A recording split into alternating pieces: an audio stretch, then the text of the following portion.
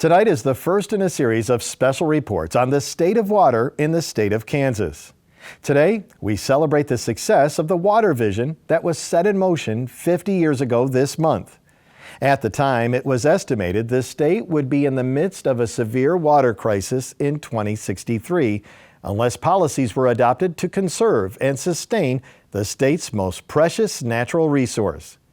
In 2013, it was predicted that the Ogallala Aquifer, which fuels the economic engine of western Kansas, would be 70% depleted by now, and that 40% of the irrigated acres would have to revert to dry land farming or pasture land.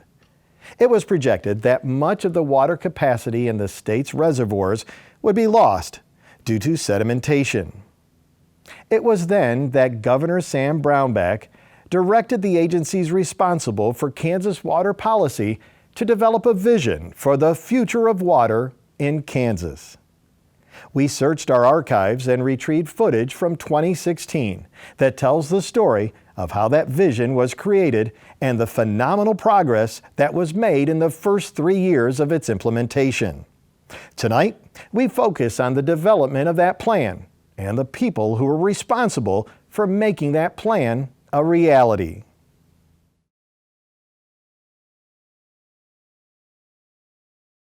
There are hundreds of items being implemented in the vision, and the best part about this team that we've put together is each member of the team is taking different components of that water vision and moving forward. So some of the things we've worked with in the Department of Agriculture are things like the implementation of water conservation areas, which the real goal in the vision was to look for ways to create opportunities for people to conserve and be rewarded with that, with flexibility and other things that might help them make better management decisions on an individual basis, that it didn't have to be done through some of the other existing tools we had like LEMAs. Certainly we still hope to expand LEMAs, but also working to expand WCAs.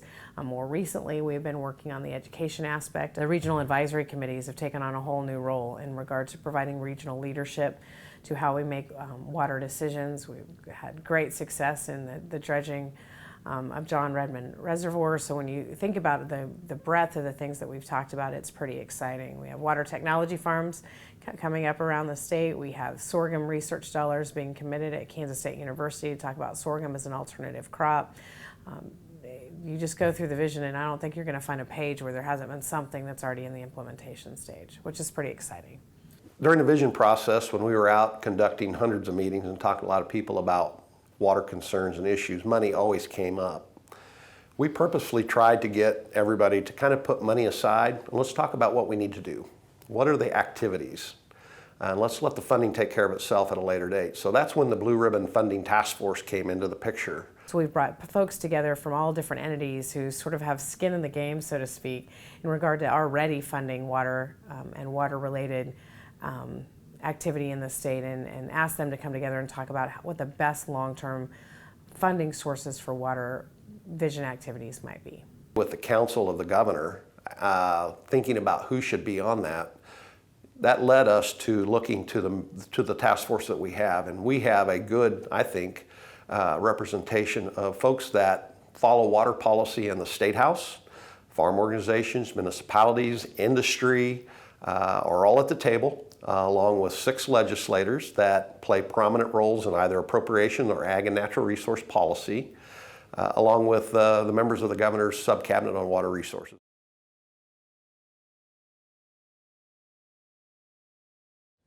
Well, the Kansas Water Authority works in conjunction and with the Kansas Water Office. And the Kansas Water Office works with all the state agencies. We serve as an advisory role to the governor and the legislature on water issues within the state. I see our role as we should be the instrument that looks into the future and making sure that Kansans have an adequate, stable, safe water supply. The vision process called for regional development of goals. And to do that, the Water Authority a year ago, at this meeting a year ago, they appointed the regional advisory committees that basically their job was to take the goals that were developed during the vision process and actually develop these action plans. And so here we are a year later, And the Water Authority is now entertaining approval of, I think, somewhere in the order of 60 action plans that came out of these 14 regions. So a huge amount of work done by 160 volunteers that the Water Authority appointed. When we put out the call for folks that wanted to be involved, we had over 300 folks respond. We wanted to make sure that each of the regions had agricultural interests and industrial interests, municipal, fish, wildlife, and recreation interests on it. And then we also recognize that each region's different. And we really heard from folks that if we're going to have goals, we're going to have actions, they really need to be regional in nature. That's probably the first and a big accomplishment, is really challenging the agencies of how we're doing business and changing that to be more responsive and do a better job for our citizens. What I saw today was the passion and engagement that these regional advisory teams have. That was the purpose of this whole endeavor, is to get people that are interested and involved and passionate about the resources in their area to be involved in this 50-year vision. The only way we are going to be able to conserve our natural resources is through partnerships.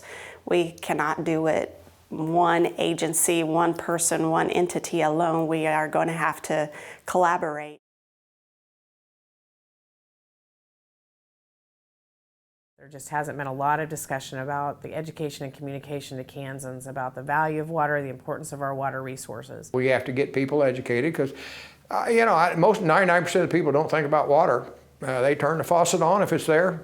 It's a good deal. We want to be sure that in anything we undertake, there's an education component. So we put together a group of education and communication professionals from the state agencies, and they worked with a group of education and communication professionals from across the state, ranging from school boards to FFA and 4-H. And they have put together sort of a addendum to the Water Vision and Action Plan that will be introduced at the 2016 Governor's Water Conference. The marketing piece is probably one of the biggest pieces to get the entire ball rolling.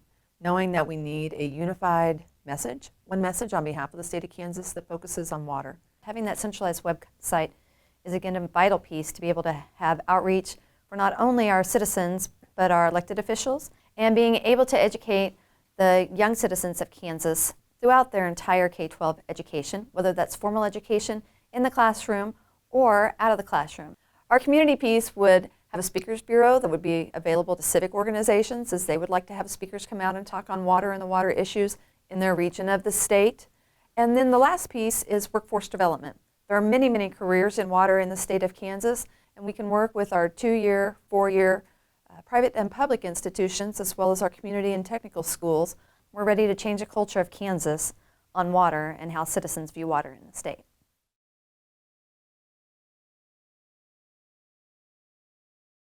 DFA, when they started looking for sites, our understanding of what they are looking for is obviously close access to dairies. And so Garden City had the right transportation infrastructure and the right locale in terms of being close enough to dairies. The water that they extract from the milk through their drying process will be treated by their wastewater plant, and then we'll have access to that discharge. So we felt like we could use that water in a beneficial way in the future, and so that agreement came out of those discussions. We feel that we can certainly offset a pretty significant amount of our city parks watering with this effluent. Our intention is to find as many opportunities to reuse water as we can. Communities are going to have a conversation about how they use water. Occidental Chemicals recognized that water is a very valuable asset, and practices that we did 20 years ago are not necessarily in alignment with conservation of our water resources to the extent that we want to do that today. And Oxy committed well over $1 million in enhancing some of its interceptor well water treatment systems so that water could be reintroduced into the plant water system and thereby reducing the amount of fresh water that we take out of the Equus beds. And right now we're realizing 300 to 400 gallon a minute of water savings in our plant compared to 1,000 gallon a minute original supply. So we've cut it about 40%. We're looking at some additional activities that we can do in the next year or so that could raise that even into the 400 to 600 gallon a minute range. So really the first time in the life of this plant that we have had a dramatic and material change in the way we use water. And I'm very proud of the fact that Oxy was willing to spend over $1 million to be more water efficient when realistically there's not a firm ROI payback on that, but it's the right thing to do. And they recognize that water is a very valuable resource that needs to be protected here. When Tracy Streeter and I first started talking about having the oil community involved in the Kansas Water Vision Plan, we decided that we would need to start small and do something like a pilot project to sort of prove to the state that this water treatment and recycling could actually be done. We would agree to reduce the amount of fresh water we use in our drilling and hydraulic fracturing operations. Our short-term goal is to reduce the usage of fresh water by 4% a year. We committed to try to implement some water supply additions by treating our produced oil field water. What we hope to show in our pilot is that here's 200 barrels a day of produced oil field water from the ancient Mississippian Ocean, and we treat it, and here's 190 barrels of fresh water that can be used by the agricultural community as a new source of fresh water.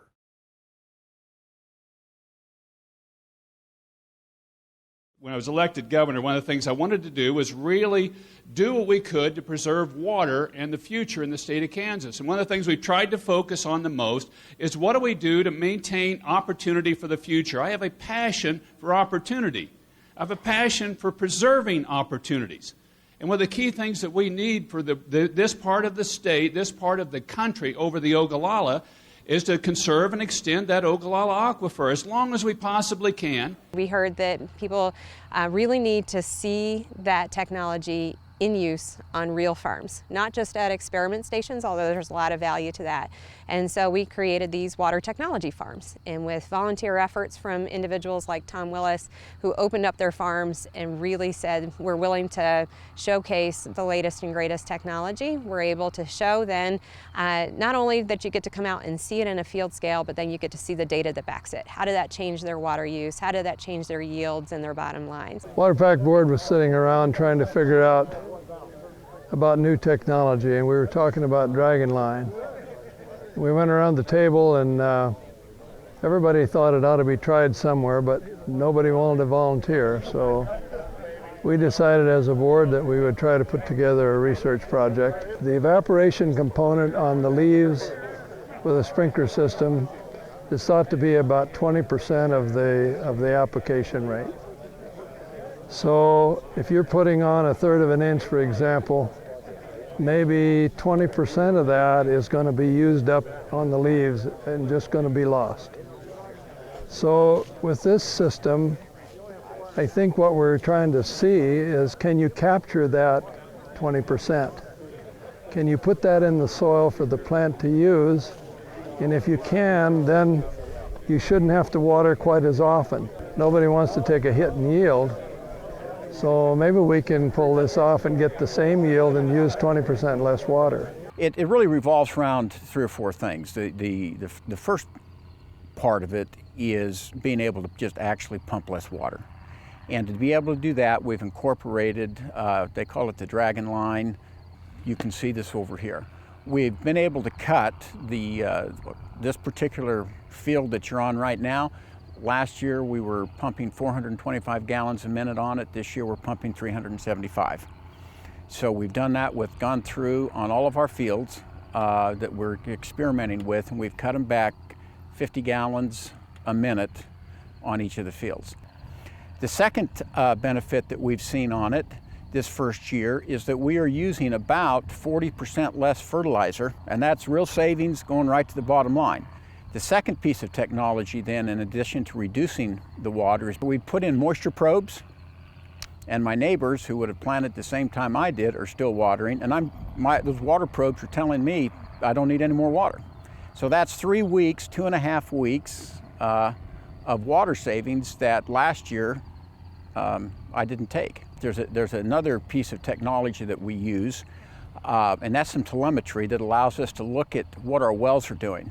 On any given minute, I can pull out my iPhone and bring up an application that allows me to see how many gallons I'm pumping a minute at each well, how the drawdown, how deep the well is and where the water level is in the well, as well as the pressure that it's putting out.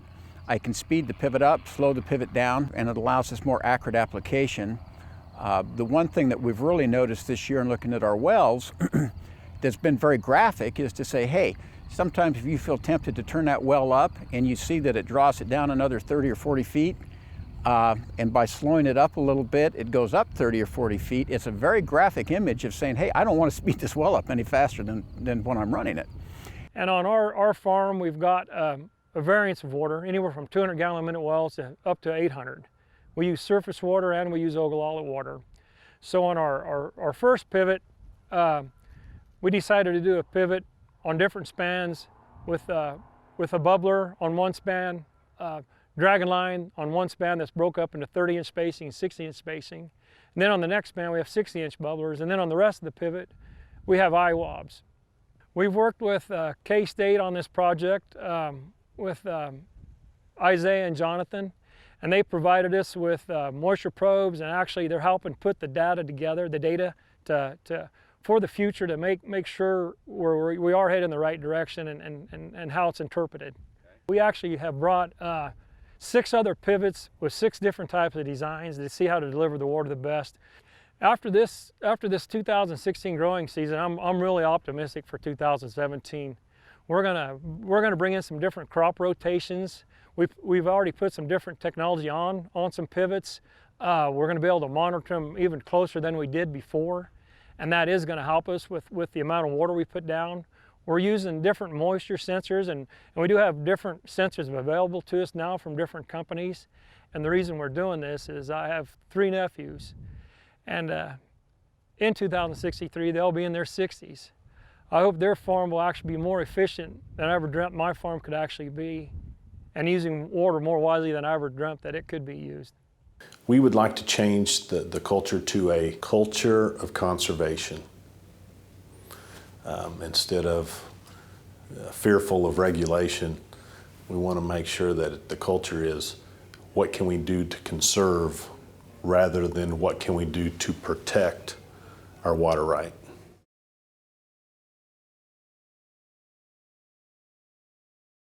One of the new tools that we created out of the Water Vision are called water conservation areas, and that's an individual water right or a group of water right owners may come together and come up with their own water conservation plan. It holds the same force and effect of law, but by voluntarily agreeing to cut back on their own water use, they're afforded certain flexibilities in the way that they're able to use their water that somebody who's not in the water conservation area couldn't have. I have voluntarily taken a 33% cut with the idea that over the next 3 years my goal is to get a 50% cut.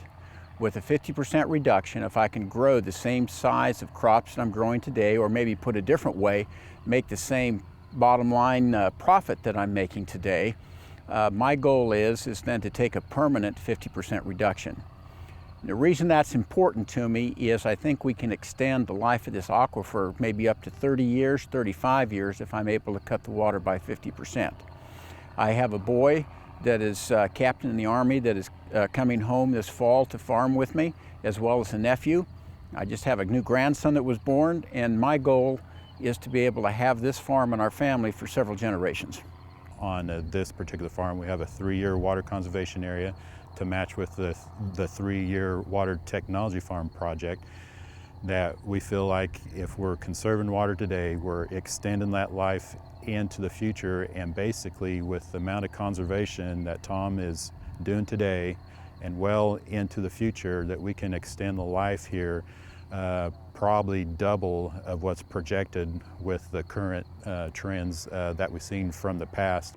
When I grew up, our irrigation wells in this area were 1,000 to 1,500 gallon per minute wells.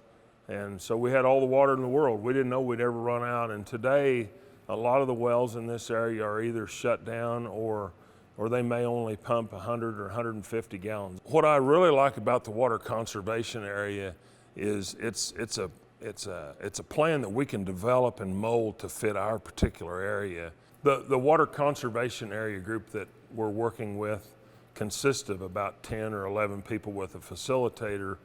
We're a diverse group of people across the county that either are on the school board, county commissioners, farmers, people that have other businesses here in the community. And I think it's our responsibility to pass that on to future generations. We've damaged our aquifer, and we need to do a better job of conserving.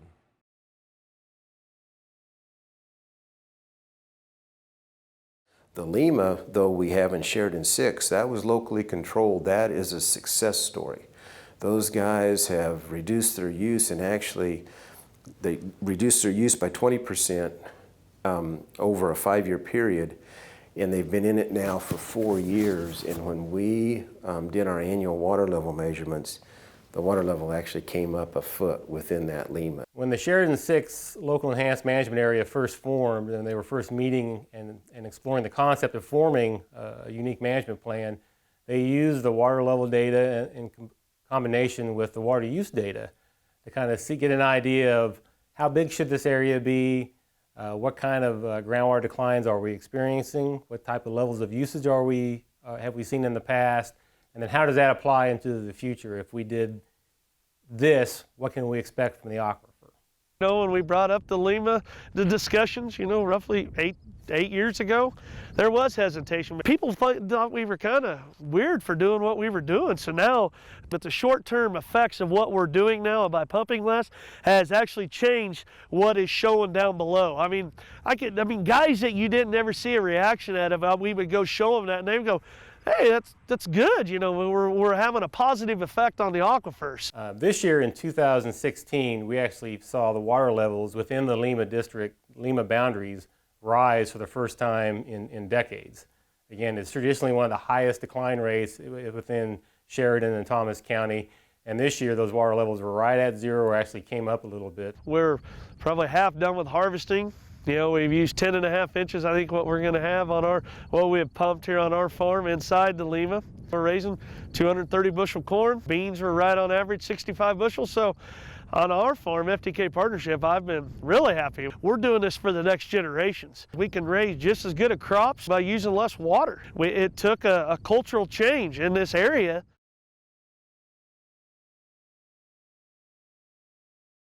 One of the items that we talked about in the water vision is really taking a different approach to our interstate relationships. As many people in Kansas know, we have spent the majority of time when we're talking to other states about our compacts in court. And we felt like it was time to really change that dialogue and take a different approach. So instead, what we have tried to do, starting in a little bit over 2 years ago, is meeting monthly with the water leadership from both the state of Nebraska and Colorado, and just talking about what our needs were. And the best part was the very first meeting that we had when we were, they all came to the Kansas Department of Agriculture and sat in our boardroom, and we talked about what are the things that we have in common. And the things that we talked about that we have in common is that we all, first of all, want to serve the citizens of our state, which is we want to get them the water that they need when they need it, and the water that is legally owed to them under the compacts. The second piece that we talked about is that we needed transparent relationships, and we needed to provide a level of certainty to both our states and our water users in regards to the availability of water. So when you come together and start thinking about what the things are that you have in common versus focusing on the things that you're different, it just changes the dialogue. And it's led us to the point where now we have signed long-term agreements with both Nebraska and Colorado. in regard to how we manage our water resources. And our focus from the state of Kansas perspective was to make sure that not only did we get the water we deserve for our water users, but they can get it and use it at the time when it's most needed by them and most important to them. And you know, it's still the process is still in the making, but the agreements are signed and we're moving forward, and it's a pretty exciting historical accomplishment.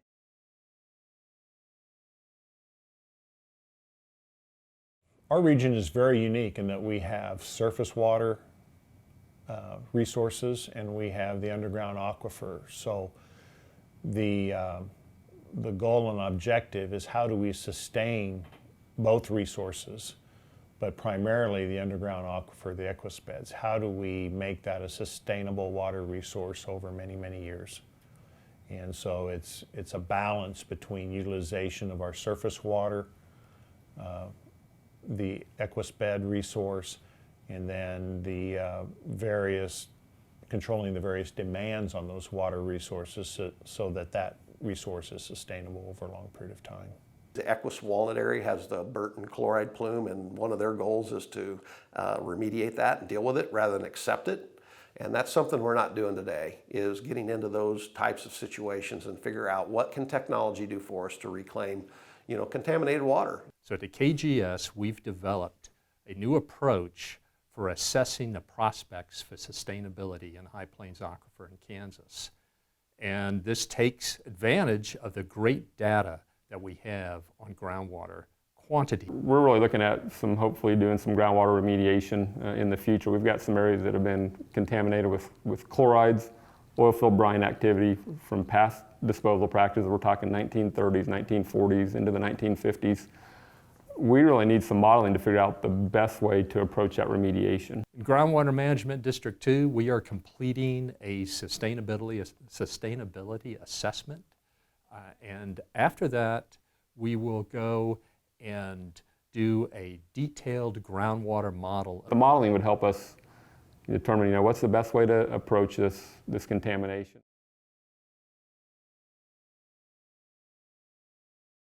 In the governor's water vision, as part of that, there's an implementation side of that. And part of that is the Streambank Stabilization projects that we do within our program. What we had found was there were other entities that were doing Streambank projects very similar to the ones we were doing, and we got together those groups, and in order to create a more efficient, more effective program, we realized that we needed to play to each other's strengths.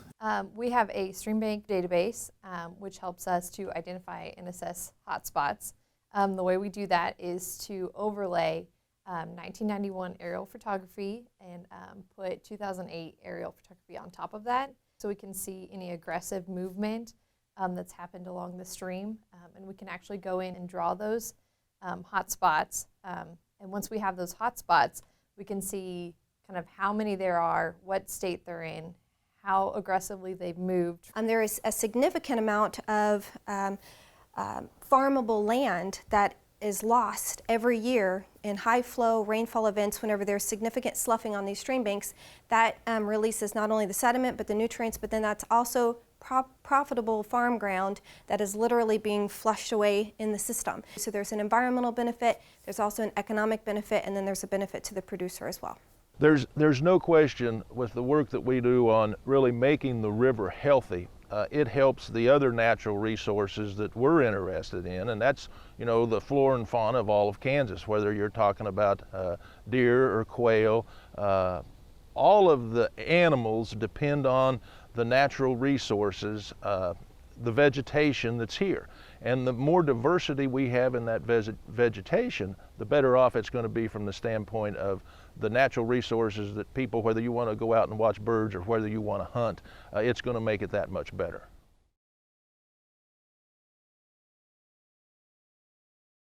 On October 7th, we held our Kansas Regional Advisory Committee in Wakefield, specifically on Milford Reservoir, so we could have an open discussion and roll out our harmful algal bloom action plan. It was just a fantastic opportunity for us regional advisory committee members to bring together not only the local stakeholders who are dealing every single day with the harmful algal bloom problems, but also to have that up-face interaction with the downstream users and see those impacts as well.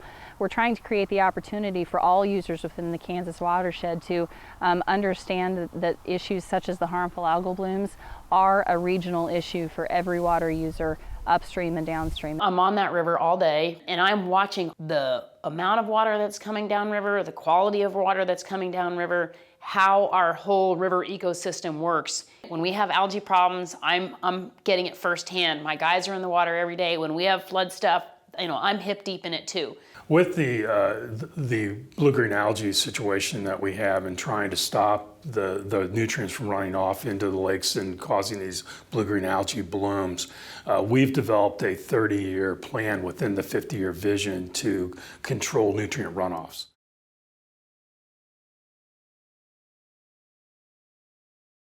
Being able to mechanically remove sediment from the reservoir, as mentioned within the governor's vision, has helped to restore water supply capacity in John Redmond Reservoir. There's a reservoir sedimentation issue there. So over time, there's been a lot of erosion that's taken place either through upland erosion processes or streambank erosion on the Cottonwood and Neosho rivers. And once that sediment is suspended in the river, the first place for it to stop off is John Redmond Reservoir. If you look at Wolf Creek Nuclear Generating Station, their ability to supply electricity to a good chunk of the state of Kansas, and them being one of the primary water users within the Neosho River Basin.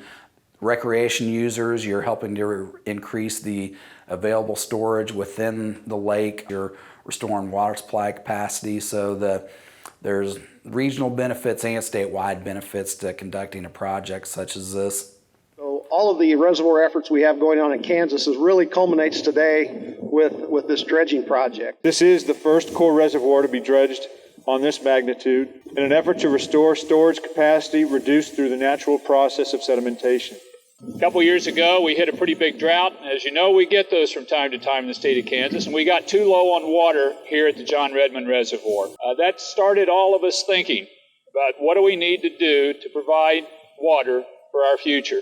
And we looked at these reservoirs and we thought, what a gift they've been to us from a prior generation of leaders and people that invested in this so that it would be here. So it'd be here for us, for future generations. But they had a life expectancy on these reservoirs that after a certain period of time, they would silt in. And there'd be about a 50% siltation by about the time we're at right now. This is a day where we're going to put back storage capacity instead of having more of it silted in. This is a day where the constituency that we're interested in isn't really here. It's our children and grandchildren and their children to come so that they will have water. Tonight, we were only able to tell a small part of the story of how a group of Kansans dedicated themselves to preserving our state's most precious natural resource 50 years ago. It's not so much a story about water as it is a story about people. We are the beneficiaries of their vision, commitment, and hard work. They didn't just create a vision, they made that vision a reality. They were the vision. These pioneers from half a century ago showed us the way. It's up to the current generation of Kansans to pay it forward for the next generation. It's our time, and it's our turn to be the vision.